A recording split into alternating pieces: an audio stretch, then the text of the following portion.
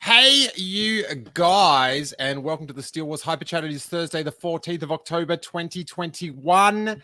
We are joined, whilst she uploads the next episode, the next thrilling chapter, it's the host, the co-host of the Canto Bite Dispatch, Emily Lind. How you doing, buddy? I'm doing all right. How are you doing, Steele? I am delightful. Another quick week. Okay. These weeks, they just go like this. And we're here for a bit of a Thursday Star Wars chat. And I am upbeat, very upbeat, because we are going to be chatting about a potential Daisy Ridley return. It is my theory that episode 10 is inevitable. And we've got a little article about her staying in touch with the powers that be. But you are filling in for Corey, Emily. Uh-oh, I feel like I know what's coming. And I've got a little text dealie here. Sorry to show our private conversations. But it does go, want a pod at 7 your time? Emily says, sure. I say ace. I then follow up with, you're the new Corey. And your snarky reply, Emily, is yikes. Well, that is because I feel like we have a very different dynamic than you and Corey have. And you pick on Corey quite a bit. Poor young Corey. You're a bit of a bully. And I think we have the opposite dynamic. And I want to stick with that. A bit of a bully. I'm not the one saying yikes. I'd be honored to be Corey. That was not. I just don't want to. I don't want to be Corey on this show because you are quite mean to him, and I want to be mean to you. That's the way it's supposed to work when I'm on the show. All right. Well, after all that, Corey, who do you want to be mean to? Wow. I've never felt more vindicated in my life than right now.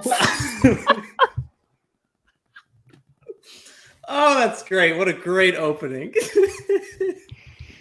I love it. Drink that coffee. Yeah. Drink it. Oh, so you're with her. You're happy with the yikes. I love the yikes. That's amazing. Now that out of context, yes, the yikes is bad. But in the context I have given.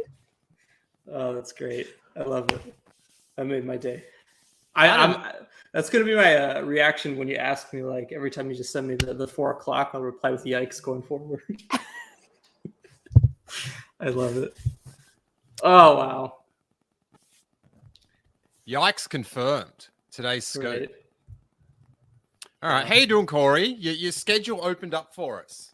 Yeah, I made a last minute switch and decided to come on. I'm excited though. Emily's here. I feel like we haven't done a podcast since Mando season 2, which was like 3 years ago. So it's nice to have everyone here. Let me ask you this, Corey. When you found out that you were going to be on with Emily, was your first reaction yikes? No, I was like, wow, I'll be safe for this episode then. I'm safe. Safe from what? Your tyranny. I'm safe from your tyranny today.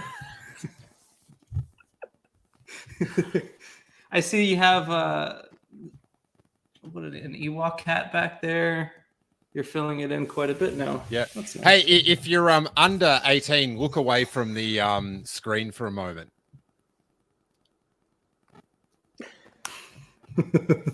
Great. Oh wow. Jimmy James Eaton in Australia says this stream has a better plot and higher stakes than The Last Jedi.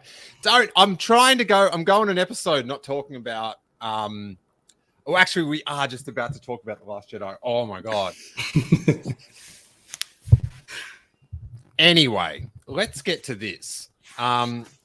Corey, I know you are a subscriber to yourself to the print version.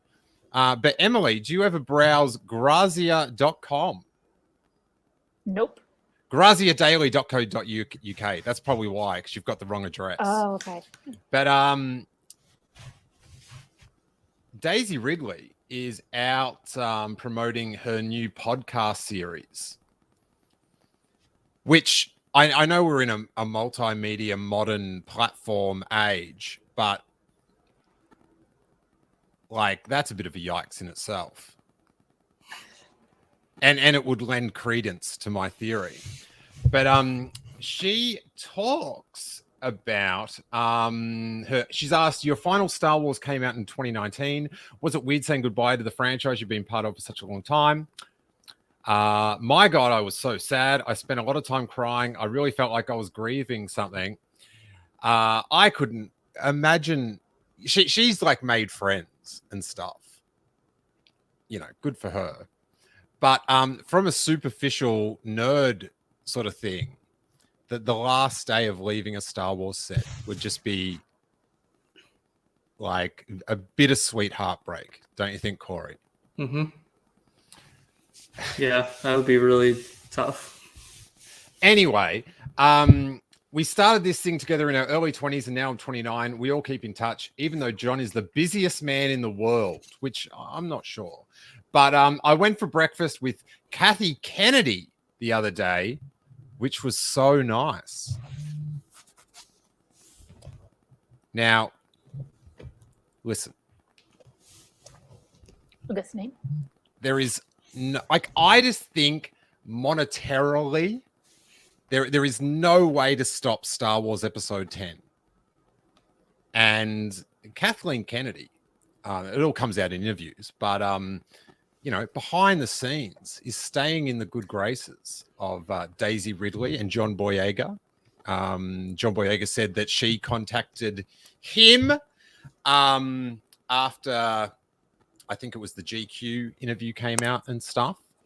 I am so up for it because I would...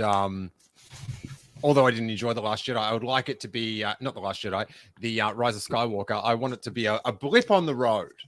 I want it just to be a little rocky patch in an otherwise fantastic space journey for me.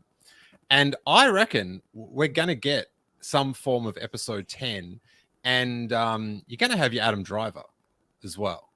I reckon it's everyone's going to be back. And I hope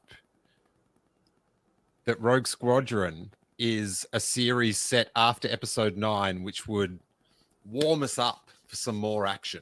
I total other topic, but I just don't want... I feel like to jump back in time would be so stifling for Star Wars momentum. Where do you stand on all these issues, Emily Lind, the fill-in Corey? I need some time before I'm going to be ready for 10 because I felt really burned by Rise of Skywalker, and I don't know, like it'd have to be something really different, and it would have to. I mean, definitely if they announce it with JJ, then I'm not going that route. I would say absolutely don't bring Adam Driver back.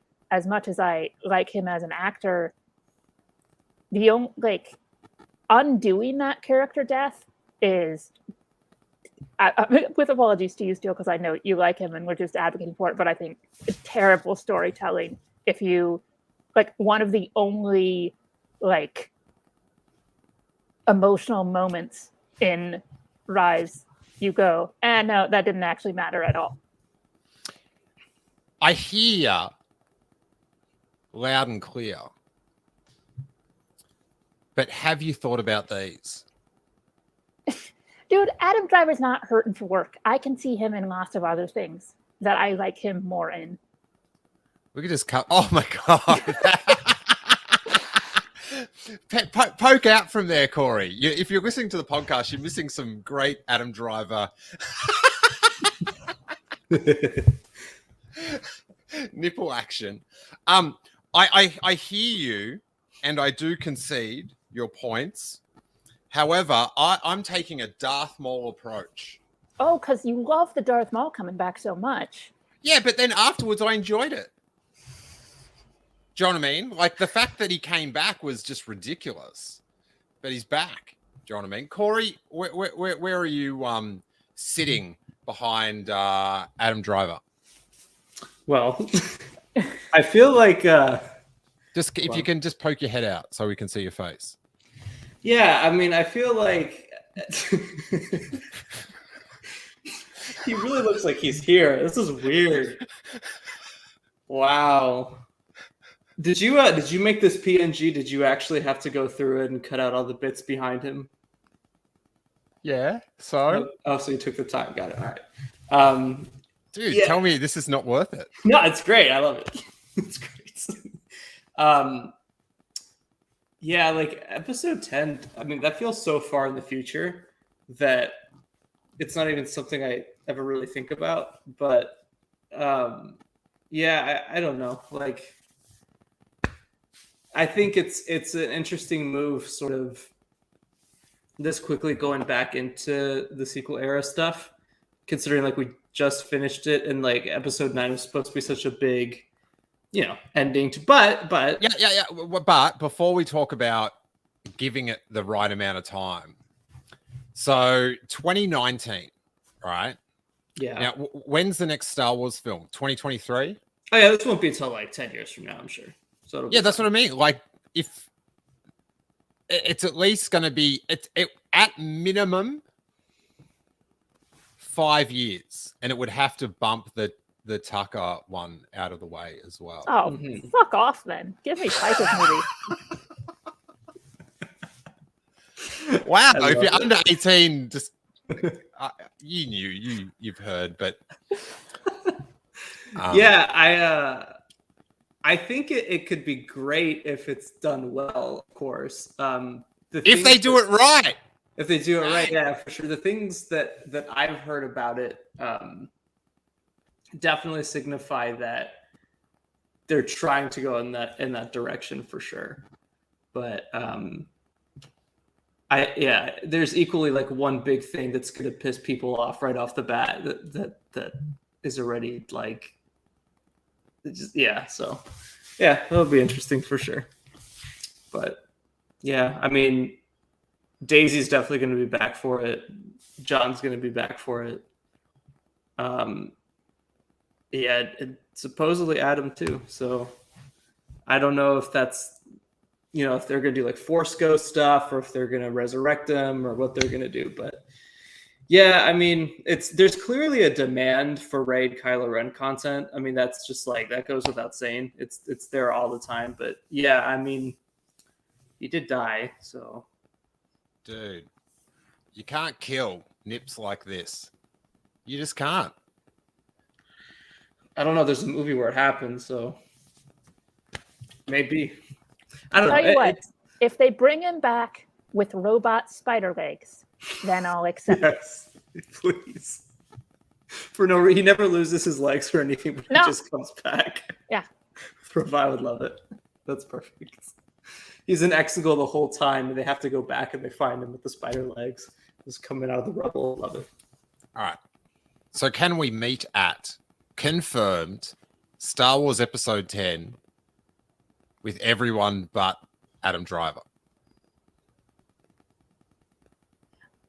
I feel like we're so far off of that movie happening that, I mean, even like, let's say it's even only like 6 years away. In terms of making a movie, like there's so much stuff between now and then that speculating about who's going to be in it or what it would be is just like, it's going to change. Even the stuff that they have like in their heads is going to change 20 times between now and then. Yeah. Oh, I'm sorry for wasting your time, Emily. Do you want to talk about Ted Lasso for 25 minutes? Yeah, I do actually. Yeah, I bet. Fucking much rather do this. Sorry, I didn't mean to actually curse there, but right. But no, I feel like. And shut up, Sal Perales, if you're in the chat, by the way. When it comes to talking about who's going to come back and who's not, I mean, just look how a year ago, nobody thought John Boyega would ever be talking about coming back again. Yeah. Right. And like just last year, no one thought Jake Carnival could be making a reappearance. Well, he hasn't. It's Speaking of characters who could come back with spider legs. Oh. Hey, if Finnick can have a robo tummy, then we can give him spider legs. I still think it's crazy because I'm so in this like sort of like Kenobi and/or Mandalorian like mindset that the idea of more sequel trilogy films it totally throws me off that that's something that's even being talked about right now. But yeah, I guess I wouldn't be opposed to Ben Solo being around in some capacity, but I don't know how you can do it without just straight up being like, we resurrected him because we shouldn't have done it in the last one. So I mean that's kind of what it comes down to, unless they've always had this large plan for years and years down the line, which looks like they don't. But, we'll see. Yeah, exactly. Yeah. So. Well, I also just think like bringing him back at this point like reeks of everything I hated about Rise of Skywalker, which is kowtowing to people complaining about stuff on Twitter. Yeah, but when it's stuff I want. He died. It was an end, an emotional end for the character, and undoing that is silly and bad storytelling. Listen. Darth Maul. Bad. Back from the dead. Bad. Boba Fett. Back from the dead. Boba doesn't Ben Solo. Back from the dead. What? Boba doesn't count. Boba doesn't count for it's not the same thing. Do you know what that is? Do you know what that is? Again, it's like poetry, so if they rhyme. Boba's a very different story because when Boba died, and also he didn't die, he got thrown into a Sarlacc pit. Yeah. It wasn't like that wasn't an emotional end to Boba Fett because he had been in the movies for like 5 minutes. God, it wasn't a character arc. Tell me you're not Hawes Burkhart without saying that you're not Hawes Burkhart. Hawes knows that I now, due to The Mandalorian and Tamora Morrison being awesome, I love Boba Fett deeply and I'm very excited for the show. But in the original trilogy, he's not a character. He's a guy who's there, and then he gets thrown into a pit. So bringing him back from the dead, quote unquote, is not nearly the same as having Ben Solo like become Ben Solo again, sacrificing himself, emotionally like saying goodbye, and then being like, nah, he's not actually dead. Yeah, all right. What about this? What about this? Right? It's we're talking sci-fi fantasy we're in right now. He's a ghostie. He's pulling ghosties for the first 2 films. And people argue trilogy, but I'm a trilogy guy. End of 12. He's back. It's the conclusion. Wait, what? He's a ghost. He's a ghost. In the first one. And then later on he comes back. It's like they go to the crystal of Mount Yoda or something. Instead of the story I don't want, you're pitching me a longer, more drawn out version of the story I don't want. I just want Ben Solo, all right? I just want Ben Solo. Some friggin' fan fiction. So you want him to come back at the end of the next trilogy? So that would that mean he comes back in the trilogy after that in his? Or is that how it ends? Okay, I haven't. It's not the script I'm submitting, okay? But it's just on the ideas board. Anyway, what do you think about Rogue One?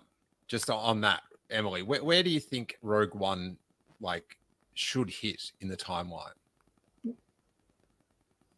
I don't understand. Sorry, not Rogue One. Sorry, Rogue Squadron. Okay. I was going to say it's very hard to move Rogue One. Cutting the timeline. I'll give you another half hour. There you go. It's. I kind of think it should be post sequel trilogy, just because original trilogy prequel, like that timeline is already so packed that filling in more movies that happened during the same time as A New Hope or anything like that gets tricky. I mean, I guess maybe you could fill in post Jedi a little bit more, but I don't know. I don't really know where I want that fit because I'm not particularly excited about that movie because I like the pew pew pew spaceship thing isn't my favorite part of Star Wars. So, I mean, you could find a way to make that interesting anywhere, I guess, but I'm not hanging it. I'm not hanging for it to be anywhere in particular. How about you, Corey? Yeah, I think it will be post Rise of Skywalker because I agree. It doesn't make sense to be building towards something bigger. Like everything, like all the Disney Plus shows are after Return of the Jedi, kind of leading to the sequel trilogy. This is like, why would you go back to the original trilogy time period? It wouldn't make any sense, especially. And it's different someone doesn't work at Hasbro. Exactly. It's different like in a theatrical sense because like on Disney Plus you could do anything, but if you're going to put out something that would confuse audiences a lot, I think, to make that jump all the way back and then do another trilogy where you're going like after Rise of Skywalker and then some. So I think it'll all connect. I mean, I don't really have any too much of a say in it because I think kind of like Emily said, I'm not. The whole spaceship stuff just never really interested me that much either. So I'm not excited for it or anything, but I definitely, I think it'll be after Rise of Skywalker. I feel like it would be like, the film just on itself could be great either way. But you want to sort of have momentum coming out of it. And I feel like it'd be like, either it's got to be after Return of the Jedi or after Rise of Skywalker. It could be after Return of the Jedi and have some sort of tiny little whisper of a link with the Mandoverse or whatever. But yeah, if it's just in the middle, it's sort of like, I agree. But it might be better to have the Mandoverse doing their thing and then the film going after the Rise of Skywalker over there, and then Taka's film going way back, hopefully, to some crazy action. But speaking of wanting things to continue and being able to buy into them more, we've got this article from StarWarsNews.net with Star Wars Vision's director Kenji Kamiyuma confirming The Ninth Jedi is a pilot episode, which he says, I'd love to have the chance to make a full-length feature out of this. I feel I have a complete story in place. Now, this one out of the ones I've really delved into, screamed out, make another episode, please. Very much so. How'd you find this one, Emily, and this pilot revelation? I mean, almost all of these felt like people making pilots to various degrees. But I don't know. I didn't mind this one. Like, it wasn't my least favorite, but I was kind of surprised by how much people loved this one, because for me it was like, okay, that was fine. Maybe just because I thought they're all Sith reveal was very, very obvious and it just didn't work for me. But I mean, I thought there was some cool stuff in it, but if it becomes an animated series or a movie, I'd watch it. But they were ones I liked more and am more interested in the story of. The thing I liked about the last couple of scenes and the possibility of it continuing was, I don't know, that ensemble seemed pretty unique for a Star Wars posse. Where are you at, Corey? Yeah, actually, before that, just for Devish is saying which one is the 9th Jedi episode? It's the one where the young girl has to deliver the lightsabers, and all the Jedi have met at that temple they've been called towards that location. That should let you know what it is. Bunnyless. Completely bunnyless.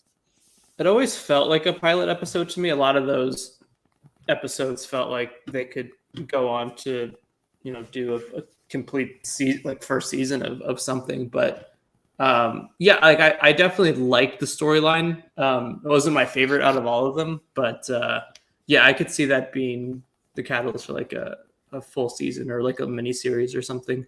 But this is set like way after the sequel trilogy, right? So this is like not even. It's like a future, because like the whole like people don't even like know how to make lightsabers anymore except this one guy, and that's the most interesting thing about that for sure. Yeah.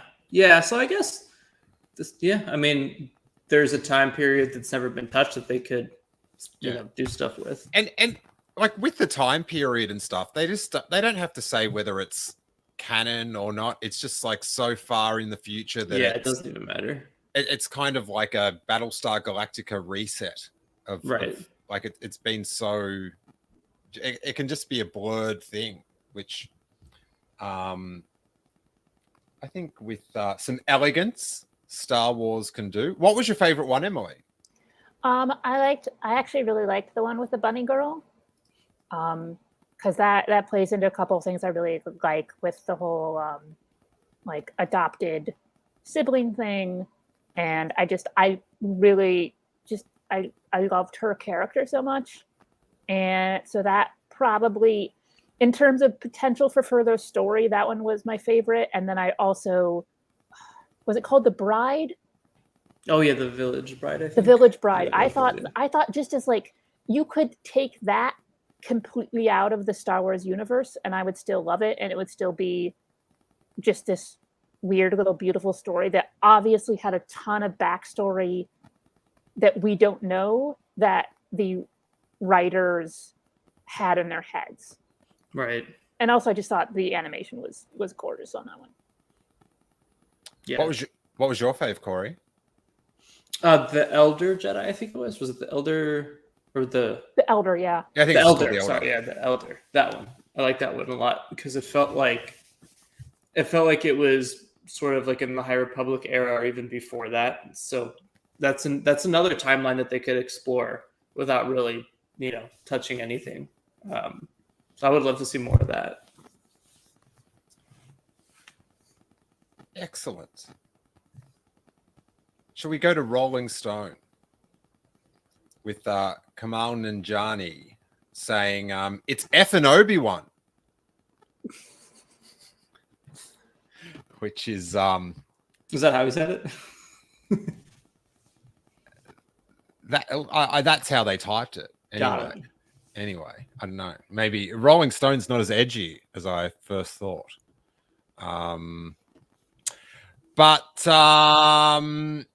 Yeah, they say, how did your role in Obi-Wan Kenobi come about? My agents called me. It was a whole group of them that never call you. And I was like, okay, this is either amazing news or really awful news. And they're like, I don't know if you get a group of them. I don't think he's ever had any awful news from them. Because I don't feel like a group of agents would call you at once to say, hey, you're fired, buddy. This ain't no good. But that's just me. Everything I know about show business I learned from Entourage. Bro. Knuckle out, Emily. Yeah. Oh yeah. And they're like, they want you to play a part in Obi-Wan, and apparently it's substantial. So then I talked to director Deborah Chow, and we had a great conversation, and the character sounded awesome. I was so excited about this character. We haven't seen this exact thing in Star Wars yet. It is like a new type of Star Wars character we've seen, and she was trying to sell me on it. And I was like, I was going to do it before the conversation. It was kind of perfect. It's like, Alexia will do it to the camera. Hush. You had me at Star Wars. It was kind of perfect right after quarantine. I got to do a job in town and it was in Star Wars. It was just the most joyful first job back possible. I didn't know how I could beat the experience I've had, which is with Marvel movie. And then have Obi-Wan the next thing with another fantastic cast. Ewan McGregor, really? I don't know where I go from here. And so I decided to walk into the middle of the woods. And they asked what it was like in set. And he says, I had this moment. I'd heard Ewan was super nice. And then we got to know each other a little bit, just hanging out and talking. And then there's this weird moment where I'm talking to Ewan and they yell action. And he started talking to me. And I was like, oh, I'm talking to Obi-Wan right now. This is not Ewan McGregor. This is Obi-Wan Kenobi that I'm talking to. My character is supposed to be a little bit intimidated by him. And I was a little bit intimidated. You know, it was effing, and they actually wrote it, the full swear word here. So, it was effing Obi-Wan. What are you going to do? And he talks. The only sort of hint is that he sits at a desk. So that's confirmed, Corey. It's quite a spoiler. Nice.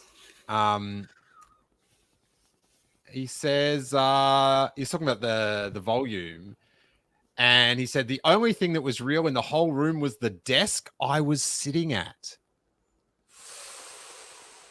Ooh, a desk. If I have enough of a red ink and draw enough lines, I can get Kumail Nanjiani to being the younger version of the client in The Mandalorian. That's what I'm going for. Oh, wow. Because they sit at a desk. And that's how Star Wars theories work. That's right. That's the perfect connection. I got to tell you, that's where I first went as well. Because I was just thinking a desk. Do you know what I mean? I was like, oh, another deskie from the planet Desk. Can't have that many characters that sit at desks. And Kumail Nanjiani looks so much like Werner Herzog. So much.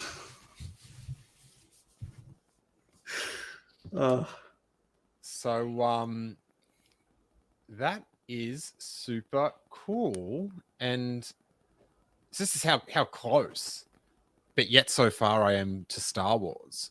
He used to run a gig at Nerd Melt, a stand-up show where I used to do my live podcasts. That's as so like I've shared the same stage space as someone that's in Star Wars. Do you reckon you can put that on your IMDb? What would you list that credit as? Space shared with. Oh, okay. I love it. Yeah, it's interesting. Yeah. Well, have you got a better theory, Emily? But a better theory than what? Of how I'm going to make it in show business than with that. With that. I mean, I feel like we got to be really close to Ronnie Chang being in Star Wars. I've thought about that, right? Next time I'm in contact with him, I have to let him know that he does have to tell me. Do you know what I mean? Like, yeah. I'd be really annoyed. No, I wouldn't be really annoyed. I'd be disappointed. Yeah. If I didn't get, hey, bro, in Star Wars, bro. I mean, if anybody was born to play a sarcastic droid, it's Ronnie Chang. Or he could be like just asshole Imperial officer. I reckon the dude's not a Jedi. No, dude, I'm going the other way. I'm calling a fully grown Yoda. Oh. Okay. Ears and stuff. Uh-huh. Do you even use the Force, bro? Huh?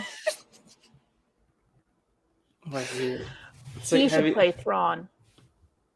Oh, that'd be good. But yeah, I do have to. I have to tell him that, like, come on, like, when it comes, let a bro know, you know. And if you need an assistant on set, I could whisper him little references like, oh, this doesn't fit in because of this, and potentially totally ruin his performance. But it'd be a thrill of a lifetime for me to get on the set. So there you go. Have you got Obi-Wan hype, Emily? You've got a similar. Should they do it? Should they not do it? Of disturbing what we thought was canon, and getting Kenobi out for the rematch of the century or whatever. Yeah, I mean, any story can be told well, and I really like Deborah Chow. Emily, please use the catchphrase, please. No, because that's such a dumb catchphrase. No. You're saying the same thing. Yeah, I know. Well, no, because you could say if it's done well, but I'm saying like, of course, if it's done well, then it's done well. You could throw it in a bin with Yoju. I hate it. No. It's not like it's not if it's done well. It's if they do it right, which is better because you're such just a fanboy nerd head. You're not saying do it well, just do it the way I want. I mean, there is no way I want with Obi-Wan. Like, I don't necessarily think I'm going to hate this because you can make anything interesting. It's not the story I would have chosen to tell. I mean, partially because I feel like I don't have the attachment to, like, I like Alec Guinness's Obi-Wan, but I don't have any attachment to the prequels or Clone Wars, so it's not like that's not something I'm dying for. And also, I feel like we already know a ton about him, and I'm like, it's not a character who was screaming for more time. But I just don't want to see some big Darth Vader battle. That'll make me sad, and because it's that. When just the idea of them meeting for the first time again in that final duel is so powerful that undercutting that for the sake of a big spectacle on your TV show doesn't excite me. So I don't know, I'll watch the show and I think I could enjoy it. I'm not sitting here going, oh, it's going to suck and I'm going to hate it, but I'm much more excited for Andor and other projects than I am for Obi-Wan. Because I am in spirit classically against him leaving the planet and all that, but I'm taking a pre-Darth Maul approach to it because I just feel like they're going to put out a banger, and then I have to take some nerd continuity pride dinting for what I thought and what George thought. I'm sure, or hope, or tell myself late at night when I'm feeling lonely, but. Yeah, I think it's going to pay off into something super good. And I always think very cynically, like the Obi-Wan Kenobi series is getting made just by it's the happenstance of the time traveling Phantom Menace. And it's like if Ewan McGregor wasn't exactly right for the role, I don't think people would be stinging for a recasting and to tell this same story. What do you think, Corey? I think, yeah, I mean, I'm excited for it. It's gonna be good. I think. So. Yeah, I mean, I'm not opposed at all for Vader and Obi-Wan coming back together. I think there's a way you could do it that's kind of powerful because this is a hot take, I guess. I'm not the biggest fan of when they meet again in A New Hope. There's just not a lot of I don't know, and I get it because it was filmed in the 70s. This was before Revenge of the Sith, so you can't have that emotional powerful moment between the two. I think obviously when he cuts him down and they have that moment, that's pretty powerful. But I've always wanted to see and again, I know a lot of people use this line, but in Return of the Jedi, when Vader says that Obi-Wan once thought as Luke did, and in Revenge of the Sith, every time they were fighting, I mean, Obi-Wan never really tried to reason with Anakin that much. It was more like, here, why are you doing this? Oh, you're gonna like talk back. Now I'm gonna kill you, kind of thing. So I think Kenobi kind of gives us an opportunity to see Obi-Wan like try one more time. I think the issue that comes into that is it's like, what, like how many times is too many, right? Or like does it start to cheapen the character arc between the two? But if they do it in a solid way, I think it could work. But there's many ways where it might not. But I think if you have the right writer and the right team together, you can think of something pretty cool. But I think at the absolute worst, even if the show is terrible, doing things you don't want it, I just think you'll just be watching dreamily at Ewan McGregor be Obi-Wan Kenobi again. Oh yeah, I mean, you just be like, well, and that's the thing with the show, right? Is like, I think because there's a lot of people obviously also feel like they shouldn't meet again, and so I mean, in your own headcanon, you can always just kind of discount the show if it's not for you, if it's not, it's totally fair. But I think like to me, I think it's going to be so cool to have Ewan and Hayden interacting with like all this time in between, right? This 10-year gap of Obi-Wan having to deal with the fact that he couldn't save Anakin, and then Anakin with all this rage in him. And then I think there's little hints just throughout other canon material, like in Rebels, Vader talks about how he's hoping that Ahsoka could potentially lead him to Obi-Wan. So like he, in his mind, he knows he's alive. Yeah, you're tripping if you think that's a hint. I definitely think it's a hint that he's aware that Obi-Wan's still alive. Yeah, I mean, there would be. I just don't think that's a hint. I think that's just happens. Oh no, I don't think it's a hint to like Kenobi, but I think you could now take that as like, oh well, that line works now, versus like when they initially wrote it. Yeah. Daniel Santos says they definitely shouldn't meet, but is it confirmed they do? Well, when old mate Kathleen Kennedy says it's the rematch of the century, got to be in the same room for the rematch of the century. It's not like it's not like the World Series of Zoom calls. Come on. Star Wars is not great at restraint. So yeah, I think it'll be. Yeah, we'll see. But I mean, most exciting about Kenobi, we now know there is a desk. There's a desk. Yeah, that's great. I just love his excitement in talking about like being on set with you and then sort of losing that it's Ewan and just seeing Obi-Wan at that point. That's yeah, I like that. That makes me like him more. Yeah, that must be wild. Seth also says Anna Window. Come on, Seth. We just don't want to get too deep into spoilers here, okay? Have some respect for everyone else in the chat. Let's close. Any other little Star Wars tidbits you got over there, Corey? You brewing on anything else? I mean, always, but they announced any figures this week? They announced the retro Mandalorian. Oh yeah, they did. Yeah. Yeah, they have like all the female characters in season 2. They made like retro figures for them. Except for Luke and Grogu, because that's, why would they do that? But all right, wait there. I've got to get these up because I go on about them so much. Yeah, so there's an Ahsoka, there's a Bo. I think there's a Boba Fett. No Cobb Vanth.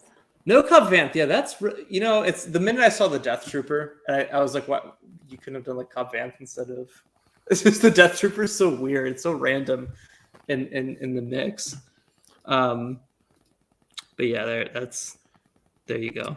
All right, so let's review. Right, you got Mandalorian in your Beskar. It's the name of the show, so he can have a rerun in a newer outfit. Got a sweet material cape, fabric cape. Death Trooper, what are you doing? Like the Dark Trooper, Like if you want to have a baddie trooper, don't you think Dark Troopers are more appropriate deal? Definitely. For Mando, yeah. Yeah, I mean, yeah. They should be saving that for the Rogue One retro series with fabric caped Mendo, don't you think, Emily? Absolutely. Thank you. So I would have gone with I would have wanted a Luke Jedi, but people in the chat are going to just say, "Oh, use your Return of the Jedi one," so whatever.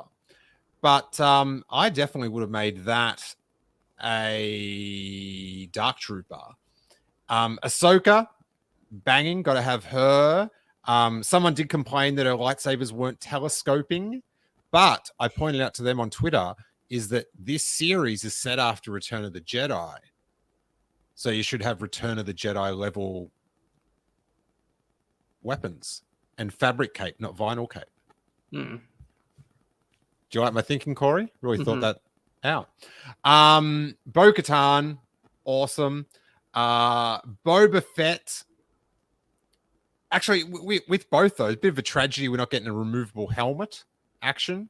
You know, it's. Did they ever do those? Yeah, well, Power of the Force had Stormtrooper, Luke Stormtrooper removable helmet, and then in the normal range there was Boosh with removable helmet and Lando with removable helmet. Oh, that'd be too much effort for them. Way too much. But ignoring Luke Jedi, I would have swapped the armorer, who's last season's news, Steele. for Cobb Vanth.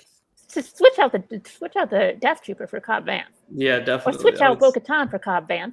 Or switch out anybody for Cobb Vanth, and I'd be happy. But the armor is awesome. She had awesome scenes, and also I just got the hot toy from her. And I mean, I'm not gonna swear, but in my head it's swear words because it is such a good figure. That's awesome. And the cape is like soft goods, so it's actually like fur. I mean, obviously not real fur, but fake fur. But oh, it's still good. Does it have a head sculpt, or it's just a helmet? No, it's just the helmet because I mean, obviously. Oh yeah, she never takes off the helmet. That's right. I forgot my own canon. Oh yeah, that is cool. Why isn't that updating on my screen?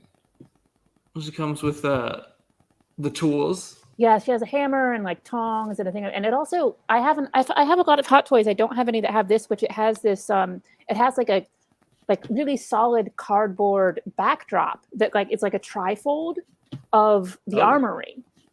Oh, it's got a display. That's cool. Yeah, it's gorgeous. I did notice they're starting to do those because I think the Luke that's coming out has a big display from when he's fighting the Dark Troopers. So that's cool that they're starting to do that. Oh, and it's an exclusive. That's why. Yeah, it was the it was the Toy Fair one. So they were only selling it for like a certain amount of time or something. Oh, that's cool. Oh man, it's good. That fur on the back is pretty sweet.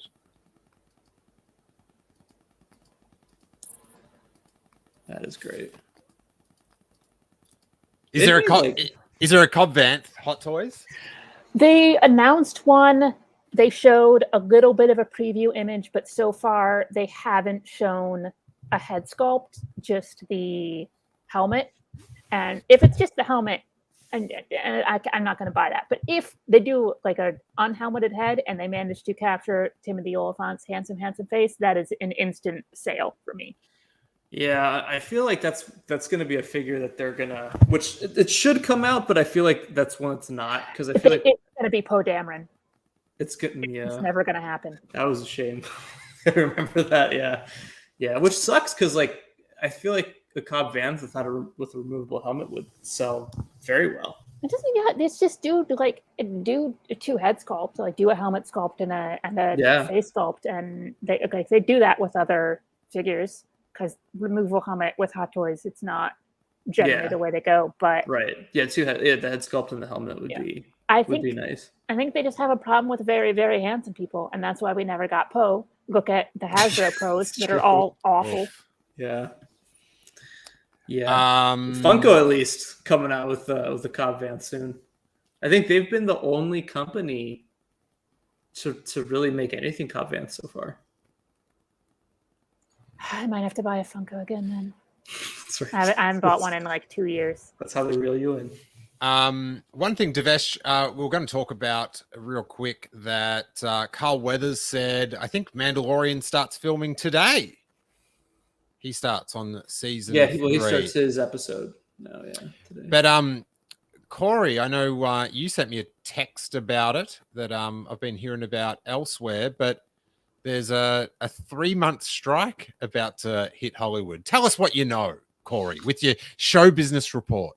Yeah, so on Monday, the Hollywood strike that's going to be for a lot of the crew is going to go into effect if a deal is not made with the respective unions and whatnot, because we talked about this before, but working conditions are really bad on set for numerous reasons. So they're trying to strike a deal with all the different unions and whatnot, but unfortunately they haven't reached anything. And so on Monday, a strike will go into effect that could last about 90 days.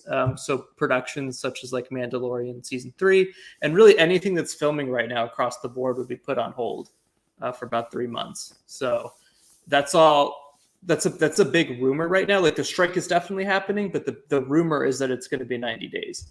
Now, I don't know if that means that if they reach a conclusion or a deal at some point that 90-day hold will lift, or if it's a fixed amount of time. I don't know. Oh, no. If you reach a conclusion, the strike ends. You don't just keep striking. Right. Well, but I don't know if it's like if production schedules are going to have to change at that point. And like, I don't know. We'll see.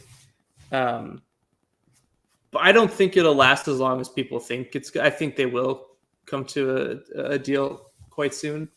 But if not, then yeah, it's going to be 3 months, which again, totally fair. Like everything that the crews on different productions are pushing for is completely fair and valid. It's about time, honestly, that that deals are made and better wages and working schedules are created for them and whatnot. But yeah, it's definitely going to put stuff on hold that's in production. Post-production stuff probably won't be affected. So anything that's like Andor and Kenobi and all that should be fine. But I have a feeling that usually when one union strikes, another will as well. So if conditions are...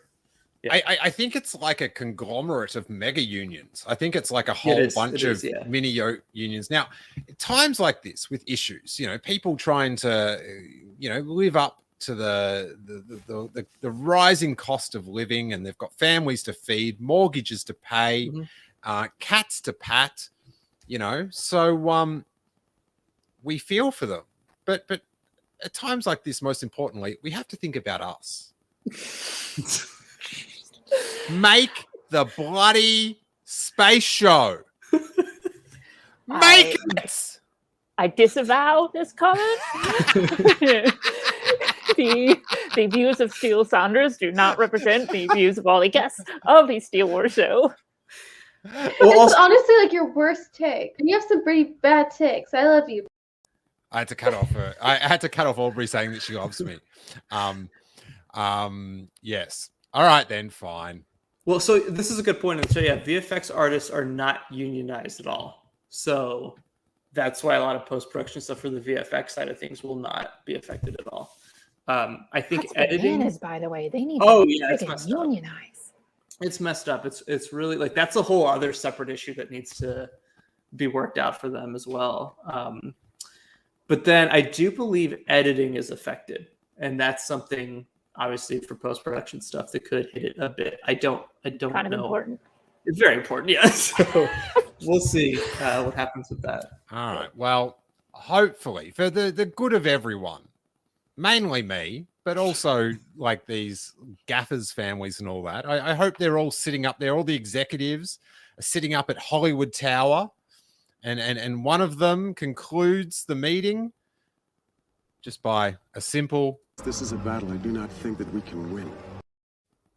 And we can start refilming my show for me. All right. Yeah. Hey, Emily, if you don't like my attitude, don't watch the show, mate. Is Emily frozen? Yeah. Or has she just been stunned? Is she left? No, it's frozen. Emily, are you alive? She's left. I think she's gone on strike. The Steel Horse strike. That's right. Yeah, so we'll see what happens. But what do you want to come out the most right now? What do you like? I need this to come out right now. Well, Book of Boba Fett because it's next. Right. Do you know what I mean? Just let's get it going. But I am I'm piping hot for some Kenobi. Yeah. I got to tell you. Yeah, I think that's Who isn't, right? I just I'm looking forward to seeing Obi-Wan Kenobi again. I am looking forward to seeing Obi-Wan Kenobi as well. Very much so. You know, whether he's I know. strolling the streets of Tatooine or up in space. Yeah. Happy to see him. Happy to see him. Oh, where is Emily has gone on strike. She's left. Just goes. That's right. Oh my stars. Oh, did you hear about Book of Boba not having? So originally Hawkeye was going to kind of hit the finale was going to be on the same day that the first episode for Boba's released, but now they're releasing 2 Hawkeye episodes on the first day for the premiere, so it will not disturb Book of Boba at all. So it will conclude before Christmas. Yeah. That's good because I don't want to watch Christmas stuff after Christmas. I feel like a bit of a, like, no offense, everyone, but I feel like I'm living in the past. Like, do you know what I mean? I should be watching movies about 2022 or something by then. All right, let's end with this. And Ming-Na Wen is in Mexico filming Glitter and Doom. And she just did a fun little promo for the Book of Boba Fett and Disney Plus. And it looks like she's got a bloody, like a nuclear grade level setup here. I was about to say, that's quite the setup. That case, it is some special Disney live streaming setup she's been shipped. Emily Lynn's sorry, my Wi-Fi crashed. That's the new strike. And then the next message just was one word, just said scab. So I don't know what that's about. Scab. Yeah. Scab means when somebody replaces so all the industry people that are going to go on strike. I know what it means. She didn't actually write it. You know what it means. She didn't write it. She didn't write scab. All right, carry on. I was like, how do you not know what that means? It was covered in an early episode of The Simpsons. Of course I know what it means. But one would ascertain that she's filming a sweet little promo for Disney Plus Day, Corey, which I believe is November 12th. November 12th. We're like about a month away now, yeah. Let's give us 2 secs. I'll get rid of this screen. What do you think about Emily just leaving like that? The only way you can get people to make deals is by striking. So, you were offended when she said "yikes"? though, yeah. Was not. Not offended. Do you want me to tell you what else she said? Yeah, please continue. Well, Emily's back. Sorry, I'll tell you after the show. Sorry, everyone. Stupid Wi-Fi. Sure. I thought you went on strike, Emily. Yeah, I'm striking for better working conditions. Better streaming conditions because now you're like up to your chin. Okay. Well, I was like messing with my laptop to try to get. Wait, there you go. I've got you back up there. Okay. Okay. I actually was shocked I could do that on live stream. Or StreamYard. That's excellent. So we've got to be getting this Book of Boba Fett trailer. It's without question, Corey. Disney Plus Day, yeah. Do we think we're going to get any whispers or anything else? Are they going to go on the spree? Is Kathleen just going to do a 5-hour energy before the presentation and just like reel off 18 new projects? Yeah, I think so. Yeah. What do you think, Lindo? Corey's blocking me. He's You need to do more classes at the Groundlings. We have a lot of projects like already that are upcoming, so I don't know if we're going to get anything like new announcements of like new like things we don't already know about. But we might get. I feel like we're going to get more info on some stuff that we already know is happening. Remember Lando Calrissian? Here's its graphic again. Yeah, we haven't heard about that one in a while. Oh yeah. I forgot about that show. And also they might delay some of those announcements now because of the strike too. Because I know everything's been pushed back. What's going on with that droid story cartoon? Oh, the droid story. Yeah, isn't that supposed to come out this year? I thought it was, but I thought so too. I can't imagine that it is now since we haven't heard anything. They never acknowledged that afterwards. It's just in the on the shelf with the Rian Johnson trilogy. Oh, sadness. Yeah, But is it like are they doing like I don't really understand what Disney Plus Day is. Like for me, it's just like a time to appreciate my family and friends. The real meaning of Disney Plus Day. Yeah, just it's too commercialized now. So I thought I had an understanding of what it was. Sorry. Corey, what happened to you? What do you mean? I thought you were like halfway through a sentence and then you just stopped. Oh yeah, sorry. There's the Disney Plus. I'm quite confused about it too because I thought it was going to be the another live stream type thing, but now I don't know. All right, I'm typing it in. Disney. I'm reading it right now, but Plus Day. All right, Forbes. What you need to know. Okay. And it's not the guy from Forbes that makes everyone angry, so calm down. It's Megan Dubois, or Dubois, which is an excellent surname. Walt Disney Company recently announced a new initiative called Disney Plus Day, which will take place November 12th. The Synergy event. Ugh.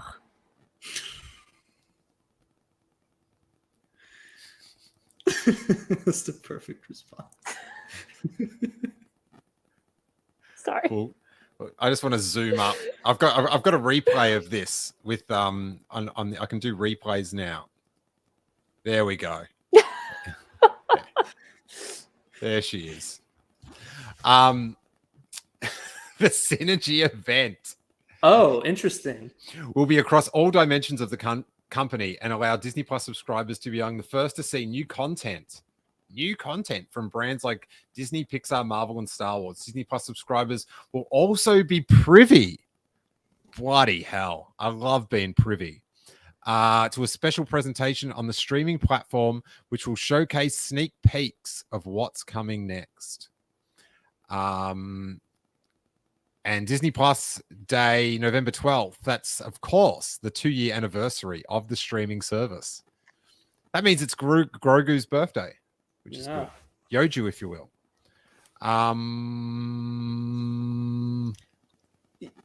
They're going to have to announce things like before it. I would imagine closer to the date, they'll explain more about what it is. Because, I know there's going to be a bunch of announcements that day. I just don't know how they're going to release them. Is it going to be a live stream like they did last year? Is it going to be just StarWars.com? Is it going to be like a Disney Plus special? Yeah, they're not. All they say is like there's going to be a bunch of announcements and that's it. So you're saying there will be new announcements? Yeah. Interesting. Because this just reads like they're going to go. It's more like consolidating, showing little bits of extra stuff. But I feel those announcements might be more along the lines of the Turner and Hooch series type announcements than the type of announcements that we want. I think they're going to talk a little bit about what the release schedule looks like next year. So I think I could see them talking about how, after Book of Boba, our schedule is like Kenobi or whatever whatever they're going to do. I think that's going to be the big thing of that day is getting an idea of what the schedule is. Okay. Sorry, Emily. No, I'm just going to say now, to preface this, Corey, because you know things that I don't want to know, I do not want you to react to this anyway. Okay. But November Disney Plus Day is 2 Wait, days after. whoa. No, that's crap. We're going to make sure Corey does not react. Disney Plus Day is 2 days after my birthday. There could be no better announcement for me than friggin' here's Ben Mendelsohn is going to be in Andor. That is the birthday present that I want from Disney Plus. I've given them a lot of money. They could give me this. That's just what I'm saying. Thank you, Corey, for not reacting. I feel like I'm watching someone lose on World Series of Poker. You've just looked at the cards and you've gone, oh, I'm done. This is it. Yeah, that's right. I've lost the house. I'm starting to train myself on not reacting to things now. So I feel like I got it. So when they show the Book of Boba Fett trailer, are you going to do one of your patented non-reaction videos? Just you looking stone-faced for 3 minutes? Sorry. Yeah. Probably. It's Aubrey will be next to you going, oh my God, it's Bosk. And you'll be like, yeah. That's usually me when I watch stuff when the camera's not on my face. So yeah, that's about right. Hey, we'll wrap it up, but we'll do that. I've got an amazing bit of Star Wars, Steele Wars trivia that I will. I don't think I've ever mentioned it on the show, but Emily Lind, it's been a joy to have you as our guest, Corey. And Corey, it's been a delight to have you as our guest, Emily Lind. So it's been a good time. You've just uploaded a new episode of one of my favorite podcasts, the Canto Bite Dispatch. Tell the kids about it. Yeah, me and my friend Brittany Brown, who actually met through Steele Show, do a podcast where we sometimes talk about Star Wars, and more often right now talk about Ted Lasso and the Great British Bake Off. And we just have a lot of fun and try not to take Star Wars too seriously. And you can find that anywhere you find podcasts, and you can also find it on Twitter at CantoBitePod. Excellent. And I too try not to take Star Wars too seriously. Doesn't always work out. Does not always work out. Actually, that was me trying to open a Star Wars advent calendar. So is that what that is? I've forgotten what the clip was actually from. So it's what date is it? October 14th. It's getting close to Christmas again. And I think that is when we will see the rematch of the century. Steel versus cardboard. Or there's always this one that I've got the clip of. This will be the rematch of the century.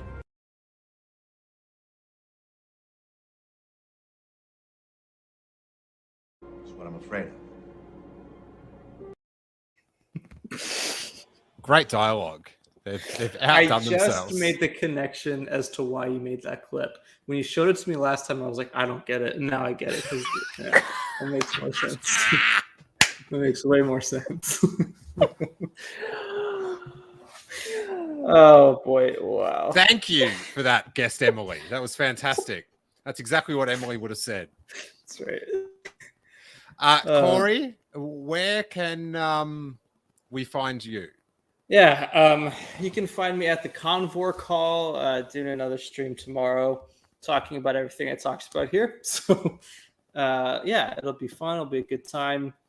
You can follow me at Corey_Wolfpack on Twitter and Instagram, and Convor Call on Twitter and Instagram as well. So, yeah. Excellent. Oh, I almost forgot to plug this. Oh, my stars. Friday night, tomorrow night, 7 p.m. West, 10 p.m. East, premiering for everyone on YouTube, a non-Patreon, everyone can watch edition of Star Wars You by Podcast with me and Hawes talking about the all the Star Wars news of the end of 1984, and it's a hella good time. And you'll be able to watch it, of course, on delay or listen to it on the podcast after this. But if you're not doing anything tomorrow night, get in that chat and obey the algorithm. Thanks for everyone for chatting along and giving the little thumbs up and all that, retweets on Twitter. So here's my little like Star Wars factoid, right? I'm just at home one day, just minding my own business. And I get this a weird phone number ring me, right? International phone number. And I answer. I kid you not. It was Forlom wanting to know if I can get him in contact with Dave Filoni to get back into the Mandalorian. No way. Like it was Forlom from The Empire Strikes Back. His name is eluding me now, and I think it's kind of funny just to call him Forlom. But really nice guy, older British dude. But yeah, I said I don't have those type of contacts. I'll talk to him tonight. I have to follow up. Because I had a similar experience with somebody who was a voice actor on Clone Wars. I got a random DM from her, and she was like, "Hey, do you think you could talk to Dave to get me into Rebels?" And I responded, and I was like, "You're talking to the wrong person." Like I don't know. So that is hilarious. Was it Lucy Lawless? And it was another role ruined by the fans. Excellent. Thank you guys so much. Thanks to everyone. Come hang out tomorrow night for me and Hawes talking Return of the Jedi, Ewoks, Terminator. It is and we watched this footage of this plane crashing with all these like crash test dummies. It's fantastic. It's some great content, trust me. Thank you guys so much. Have a great weekend, and may that force be with you. Sunday, Monday, Corey days. Tuesday, Wednesday, Corey days. Corey Day. What a day for YouTube. This content is ours. Scoop along with me those Corey days. We didn't talk in the show about Kumail's chest here. Or his weird new chin. Dude, how can you look at the chin with that chest? Look at that vein. Looks like he smells what the Rock is cooking. It's ready to go. It's incredible. Is that what you look like topless, Corey? Oh,